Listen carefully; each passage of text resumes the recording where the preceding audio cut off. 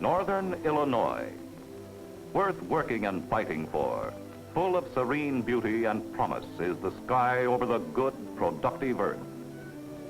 No bright bunting flies in the summer air, no bands are playing, yet here free men, women, and their children are working from sun to sun, working against shortages in many of their essentials, but working with a grim, resolute courage and typical American ingenuity to make out with what they have, to win a total war, to bring victory and peace to a troubled world. It's a beautiful day in northern Illinois. Well, here's a typical Illinois farmer. One of the men our armed forces and we at home depend upon for food. And boy, oh boy, is he busy. His machinery's scarce, his gasoline is rationed, the tires on his truck are wearing down. His hired man's working in a defense plant. His son is on a fighting front 2,000 miles away. Well, it's time for chores. It's always time for something these days, when armies and fleets demand that every American farm produce to its utmost. So, let's look around and see what's going on.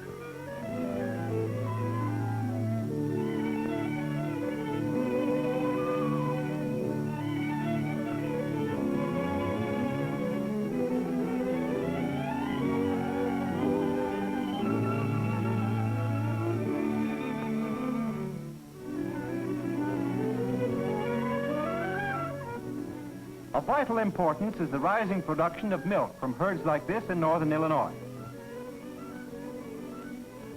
Ayrshire,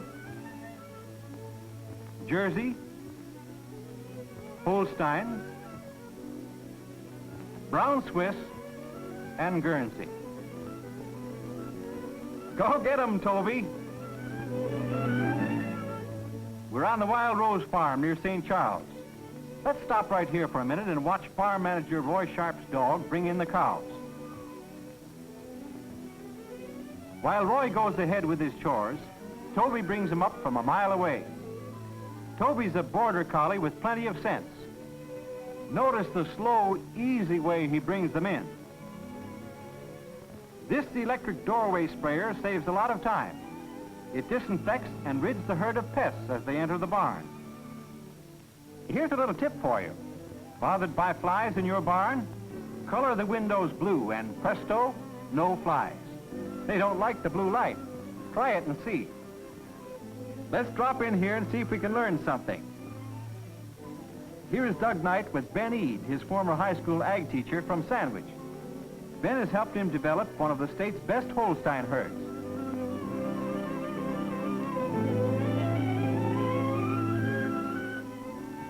Doug grinds feed, as does E.H. Ellingson, out Poplar Grove way, by machinery. Here's the before and after. Back at Knight's again. Mrs. Knight and her daughter Eleanor feed the calves while Doug Jr. demonstrates a really effective home-built sprayer.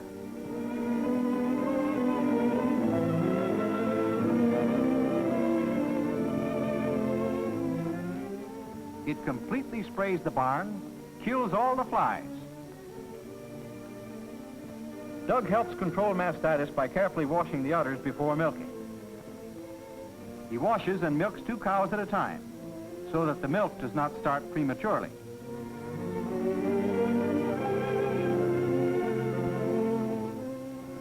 Doug dips the teats in chlorine water after milking as an extra precaution against the spread of mastitis.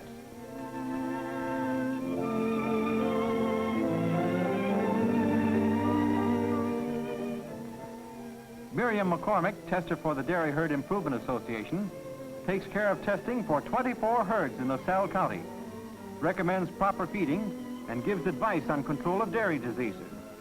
By weighing and taking a sample of the milk from each cow, the farmer has an exact record of what his herd is producing. Miss McCormick, by the way, has taken the place of a man who's gone off to war.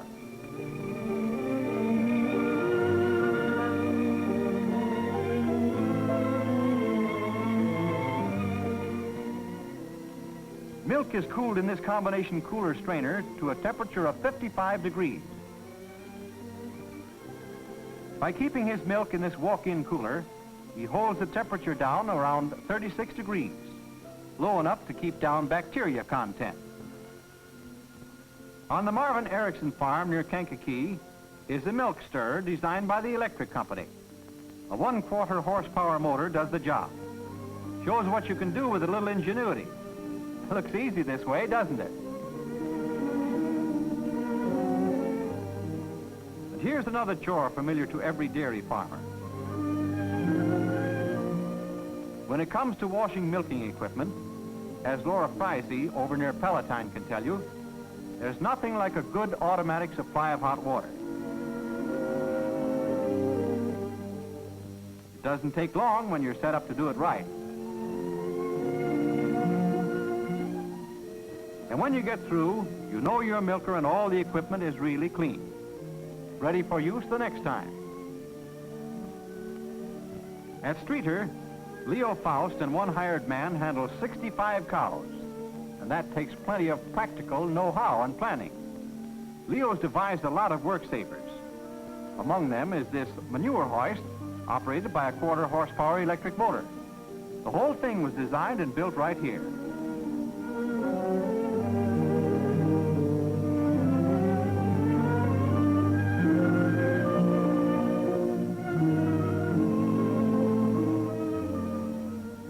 It used to take 2 men just to spray this herd the old-fashioned way, but Leo does the job alone now, and incidentally uses only 5 gallons of spray where it used to take 30 gallons every 3 months. Some spray, How do you like it? Leo uses the same type combination milk cooler and strainer that Doug Knight does. Milk is brought down to about 40 degrees in this cooler strainer. He gets his low temperature by pumping cold water from cooler tank to cooler strainer. Our dairy story wouldn't be complete without the head man, or I should say the head men.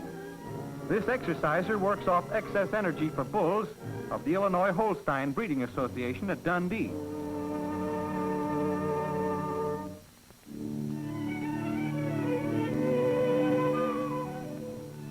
How do northern Illinois farms meet the challenge of rising wartime quotas in beef? Well, they meet it with famous sires like Mercury, a white shorthorn bull on the Ed Ellen farm, with fine black Angus cattle like these on the Red Top farm, with white-faced Herefords at Percy Meredith's farm near Maple Park. Here's the Hereford bull, Angus bull, shorthorn bull, and a whole herd of good shorthorns. One answer to a steady supply of fresh water for the stock. The Fry brothers of Capron salvaged a mercury switch from an old oil burner, and it really works as an automatic control for the stock tank. The brothers use a 1 horsepower motor to grind feed direct into a truck bed.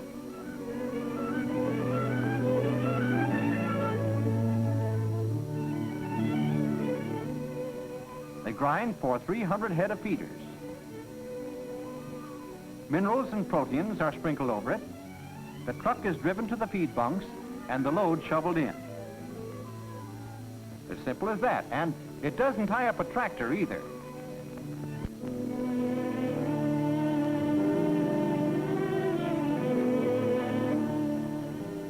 Remember Toby, the dog you saw bringing in the cows? Well, here's his famous mother, Rosie. It's a pleasure to watch her work.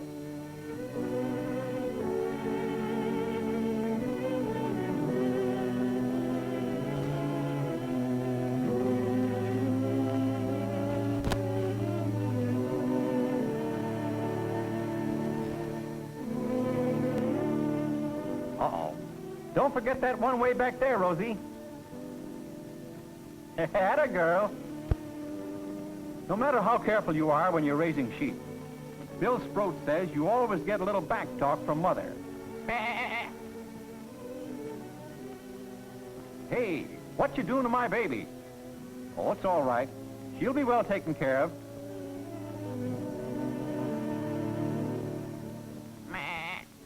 It's cozy and warm in there under that electric brooder. Mary had a little lamb, and the result is a picture nice enough to warm anybody's heart. This isn't Mary, but it's Louise Jane Littlecoff. Cute, aren't they? Harry Fisher and his father built this lambing house. There are 10 lamb pens in there. It was one of Harry's projects worked out like this lamb brooder with Donald Hanson, the vocational ag teacher at Aledo High School. They've used a wash basin for a reflector, wool sacking for the curtain. Mr. Hanson and Harry examined one of Harry's prize-winning lambs, 4-footed proof of the value of his homemade brooder. The modern sheepman uses electric clippers, but even so, shearing a sheep is a real art. Watch Joe Majira do his stuff.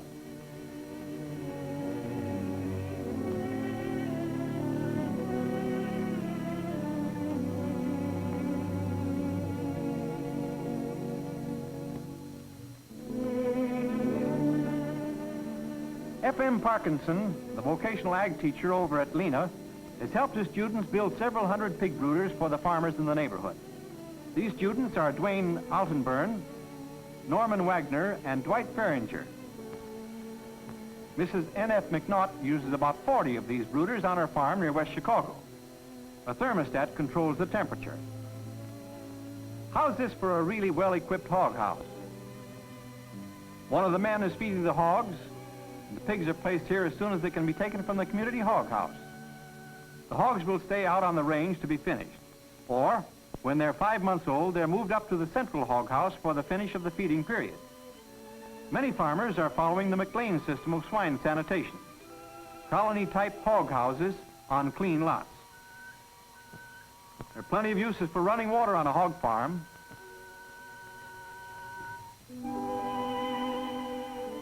Concrete feeding floors periodically flushed down with warm water mean healthier animals. Get over there. This plan works for many well-known hog racers. Start creep feeding at 2 weeks with a special type feed. Castrate at 4 weeks. Vaccinate at 6. Laverne Scheibel and Bob Ferricks are learning how from their ag instructor, Lee Klein of Stillman Valley. With this plan, you wean them at 8 weeks, worm them, and dip them in lime sulfur no later than 10 weeks. Laura Nelson, FFA and 4-H member of Varna, farrowed 25 pigs in 2 litters, and thanks to the brooder he made himself, sent all 25 to market. One 14-pig litter weighed 3,135 pounds at 180 days, and topped all Illinois 4-H pig clubbers who made the wartime ton of pork gold. You might be interested in the feed of this champion litter.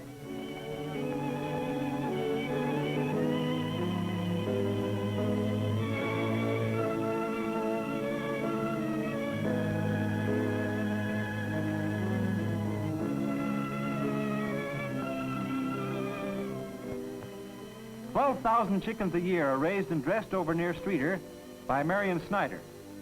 And since he runs his business with only one man to help him, he too depends largely upon electrical equipment. Here's how he does it. A 2-horsepower motor grinds his feed, and this 1 horsepower does the mixing. Power works for the poultryman all right. He uses the immersion type water warmer to heat water for his chickens. Mr. Snyder says hens kept in this well-lighted straw loft hen house lay from 1 to 2 dozen more eggs apiece during the winter months. That's a homemade brooder with a commercially built electric heating unit. If you've ever hand-picked a chicken, you'll get a kick out of this picker used by the Kankakee Poultry Company. 4 times as fast as an expert can do it by hand.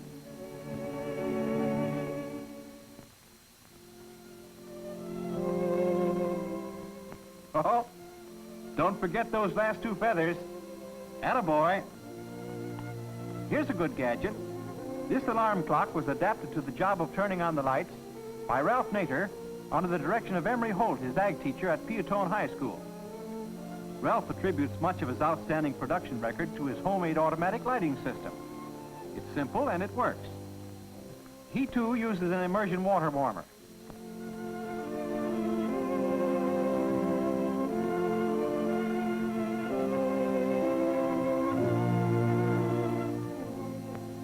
Ralph made his own brooder, and last year raised 400 broilers. And by the way, notice the eggs.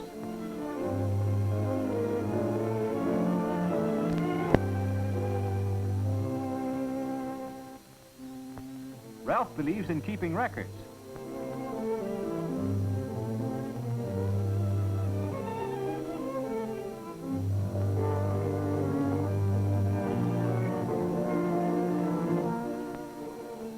John Hoekstra, who operates a truck farm near Witchert, has been using irrigation since 1935. He reports unusually good success. And here are the two 5-horsepower motors that irrigate this 20-acre field of muskmelons with 200 gallons a minute. Oh yes, something to remember if you're going in for open ditch irrigation. A barrel placed like this will keep the water from washing away the soil.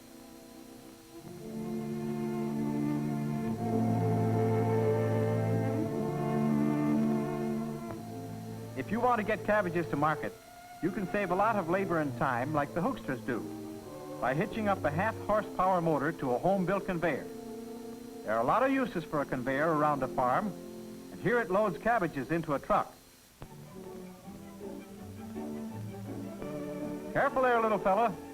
You'd better give that one to Big Brother. Whoops! Don't drop it. Okay, he made it. To illustrate another type irrigation, Harold Hungerford of Moments has had excellent results from this sprinkler type irrigation.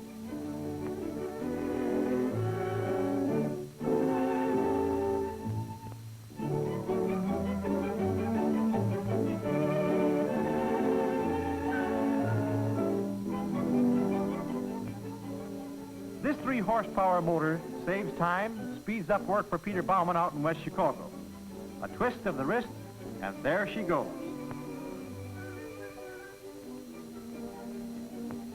That handy wagon chute is another idea of Mr. Bauman's. Ideas become tools in well-equipped farm workshops like Harold Middlecop's. There's Harold with his father. Just to show you what can be done, the blower on this forge came from an old oil burner, and 1/4 horsepower motor drives it.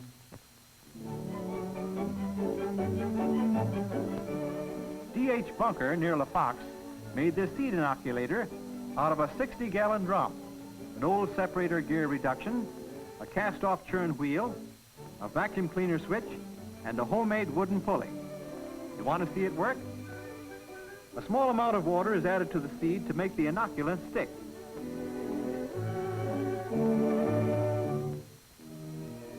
Then the inoculant goes in, and we're ready to go.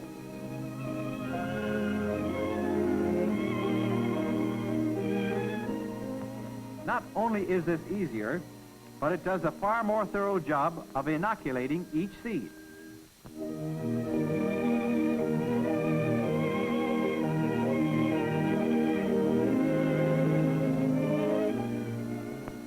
This old sacking device has been in use in this family for better than 1/2 century. Think of that.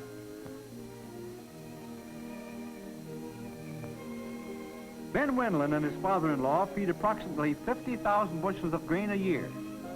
They buy the grain from nearby farmers and haul this portable elevator to load from the farmer's crib to the truck. There's some difference between lifting a scoop of corn over into the little hopper and pitching it away up 8 feet into the truck. Look how effortlessly this 1/2-horsepower motor does the job.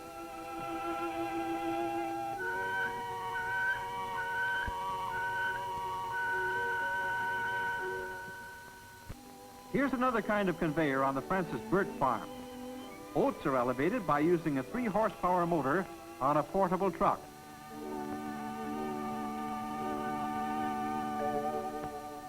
Leonard Selmeyer of Sonneman took a discarded differential for the speed reduction of his 3-horsepower job. He just flips the switch and the grain elevator does the rest. Well, it just goes to show you. Paul Porter's made a unique arrangement for grinding his feed. This 1-horsepower motor operates the mill, feed is delivered from the loft, and comes down the chute, through the grinder and into the dust-height bin, ready for sacking.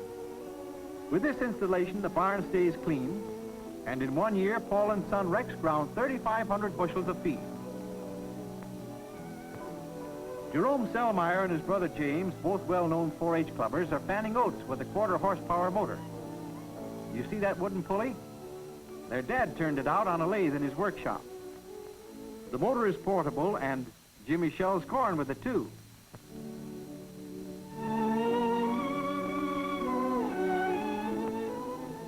It's surprising what you can do with one of these portables.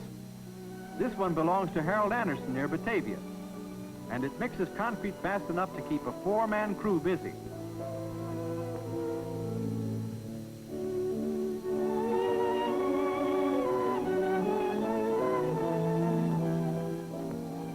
A feeding platform is well worth the trouble.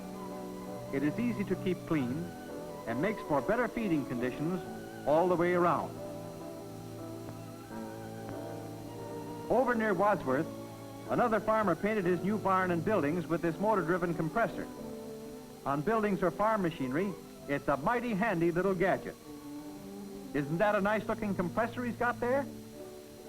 And speaking of handy gadgets, back again at the middle coups near Mount Morris, Harold uses a special carriage to speed up the sharpening of his cutter bar.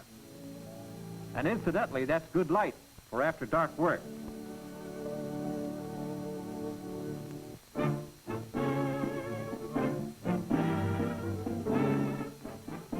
Illinois youth is battling shortages at home and in schools.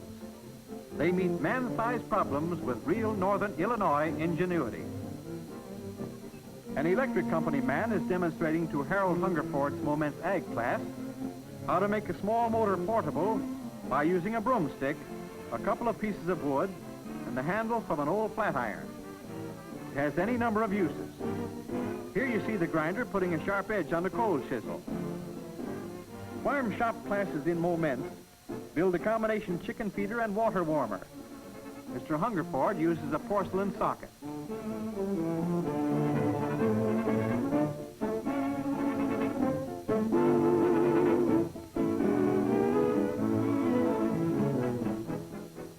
The water container is placed over the light, and the apron keeps the water from dripping down into the feeder. The roller on the top discourages roosting. Here's the Phelps home near Plainfield, a good example of one farm family in wartime. Norma's doing her bit as the war nurse. Isn't that a colorful mantle? Over here is Brother John, off somewhere in a combat area. Mary's her own dress designer, which, along with her other achievements, won her the distinction of being the outstanding 4-H girl in Illinois. Her mother, Mrs. Howard Phelps, has been a leader in 4-H club work for years. Sister Nancy plans to carry on. And of course, while the women are busy with their jobs, the men, father and son Bill, are out in the field producing food for freedom. How's that for an all-American smile?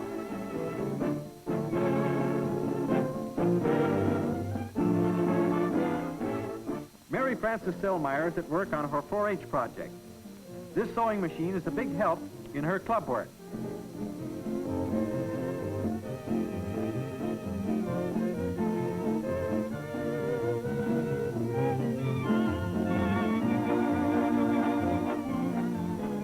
Virgil Smith of Oswego, a 4-H club winner for the past few years, is seen with a prize-winning cow and the plaque given him by the Holstein Breeders Association. Virgil has won several scholarships and a lot of ribbons for his outstanding work. In the Gom Farm home near Streeter, Marilyn shows her brother John and sister Norma some interesting information in the National 4-H Club News. They're getting some ideas to help them out in their projects. This scene was taken at the McHenry County 4-H Club Achievement Show.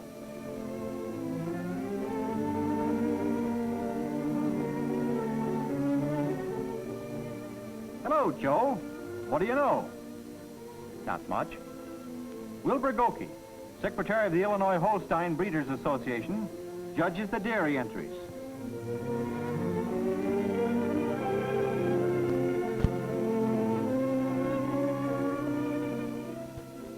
It's amazing how much some people can make out of so little. The middle coups took $5 worth of bricks salvaged from a filling station and built this tile shower stall. That's Patricia and Jane in the shower, waiting for Mother to hand them a towel. Both hot and cold running water are pumped through the automatic electric heater to all parts of the farm. Everybody's busier nowadays than they ever were, but woman's work has much of the drudgery taken out. Except for occasional outdoor chores during the manpower shortage, life with a modern farm woman is no different from any other active woman's. There's Mrs. Middlecoff Sr. on the trees unit. More and more food is being processed this way all the time. It's the way we'd all like to do it. Oh boy, look at all those points. Canning food is about the same, but a good pressure cooker makes canning a lot easier. And Laura Frizey gives us a really pretty exhibition of a very old art. Another way to preserve wartime food is by dehydration. Spread shelled fresh peas on the tray, and we'll put in a tray of carrots too. Start the motor. Close the door, and let the warm air circulate through the dehydrator, and they're ready. Take them out, and they look like this. Here's the peas, spinach, and carrots.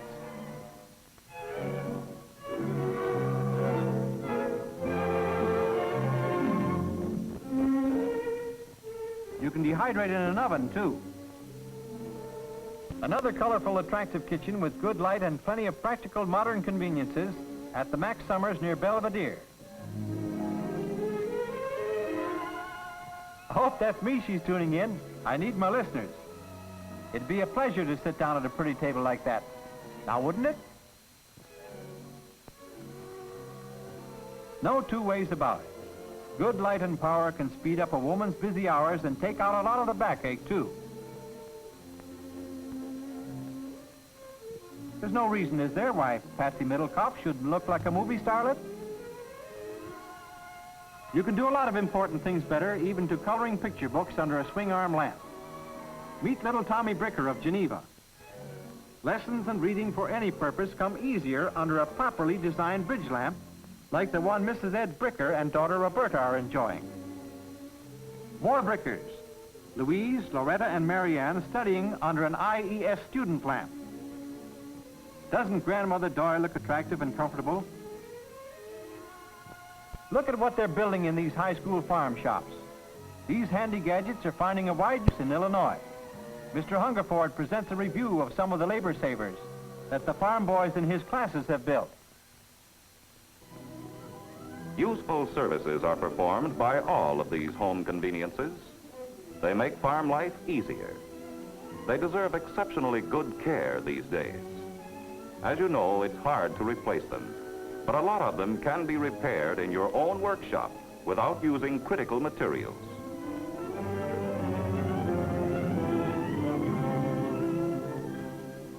You somehow know, as you look across the clean, productive fields of northern Illinois, that these people are meeting their wartime problems.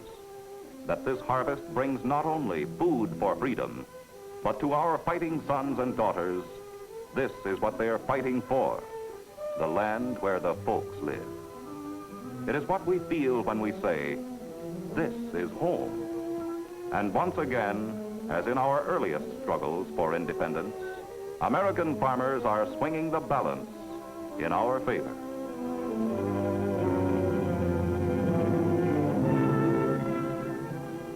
By the rude bridge that arts the flood, their flag to April's breeze unfurled.